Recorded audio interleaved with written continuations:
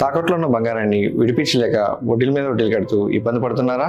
అయితే ఇప్పుడే సంప్రదించండి శివ గోల్డ్ కంపెనీ. మీ నమ్మకానికి మా హామీ శివ గోల్డ్ కంపెనీ.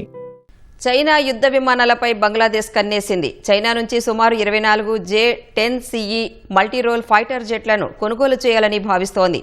బంగ్లాదేశ్ ప్రధాని తారిక్ రెహమాన్ ప్రస్తుతం చైనా పర్యటనలో ఉన్నారు. ఈ పర్యటనలో చైనా ప్రీమియర్ లీ చియాంగ్తో ఆ దేశ అధ్యక్షుడు షీ జిన్పింగ్తో ఆయన సమావేశం కానున్నారు. ఒకవేళ చైనాతో ఒప్పందం కుదిరితే పాకిస్తాన్ తర్వాత ఈ యుద్ధ విమానాలు వినియోగించే రెండో దేశంగా బంగ్లాదేశ్ నిలవనుంది.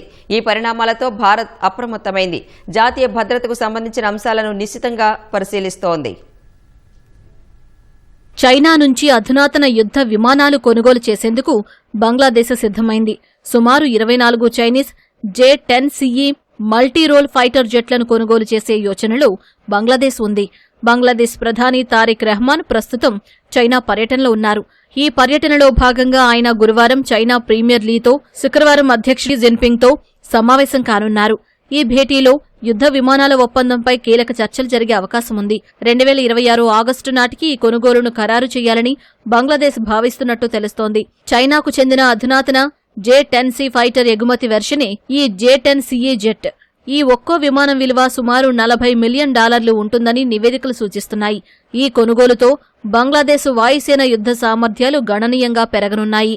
ఈ ఒప్పందం ద్వారా భారత్కు డ్యూయల్ ఫ్రంట్ ఎయిర్ డైనమిక్ సవాళ్లు ఎదురుకావచ్చని భద్రతా విశ్లేషకులు హెచ్చరిస్తున్నారు. ప్రస్తుతం పాకిస్తాన్ వాయుసేన వద్ద కూడా 36 J-10CE ఫైటర్ జెట్లున్నాయి. ఆపరేషన్ సింధూర్ సమయంలో పాకిస్తాన్ వీటిని భారత్పై మోహరించినట్లు సమాచారం.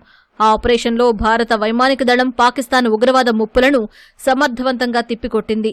ఒకవేళ చైనా నుంచి యుద్ధ విమానాల కొనుగోలు పూర్తయితే పాకిస్తాన్ తర్వాత ఈ అధునాతన జెట్లను ఆపరేట్ చేసే రెండో దేశంగా బంగ్లాదేశ్ అవతరిస్తుంది.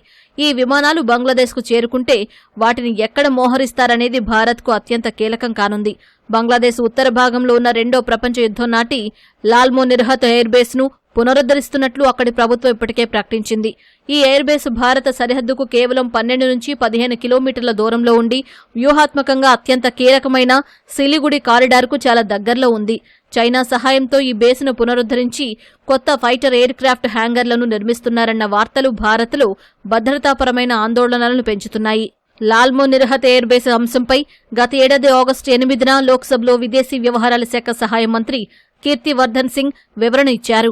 లాల్మో నిర్హత్ ఎయిర్ ఫీల్డ్ గురించిన వార్తలను ప్రభుత్వం గమనించిందని ఆయన సభకు తెలిపారు. ప్రస్తుతం ఆ ఎయిర్ ఫీల్డ్ ను సైనిక ప్రయోజనాల కోసం ఉపయోగించే ప్రణాళికలు ఏవీ లేవని 2025 మే 26న Bangladesh army director of military operations తెలిపినట్లు ఆయన ప్రస్తావించారు. అయినప్పటికీ జాతీయ భద్రతకు సంబంధించిన అన్ని పరిణామాలను భారత ప్రభుత్వం నిశితంగా పర్యవేక్షిస్తోందని, అవసరమైన అన్ని చర్యలు తీసుకుంటుందని మంత్రి హామీ ఇచ్చారు.